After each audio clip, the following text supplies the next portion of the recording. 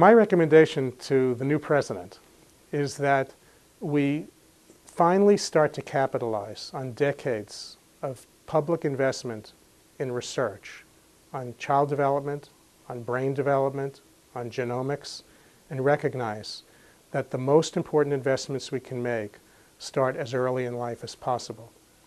When children are growing up in environments that provide kind of stable, supportive relationships, provide good learning opportunities, reasonable protection from exposure to violence, the brain develops a healthy architecture. It develops the capacity for effective learning and the basis for good physical and mental health.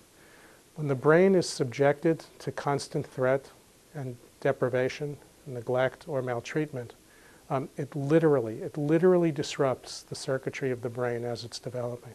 And it literally affects the trigger mechanism for our stress response system that might put it on a hair trigger so that as we grow older, we're more likely to develop stress-related diseases. That's why the early years are so important. They set the stage for a lot of the health and a lot of the learning that will follow us throughout our life.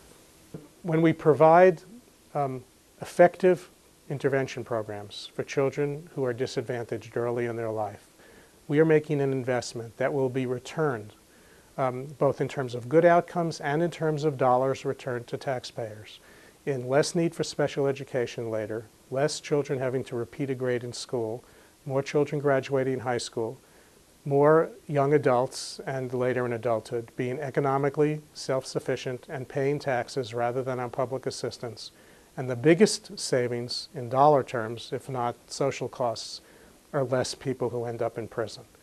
We have studies that have been done in different parts of the country at different points in time over the past 40 years, all of which have produced this same outcome, that early investments in effective programs for children at risk in the preschool years will produce positive outcomes that return significant benefits to all of society.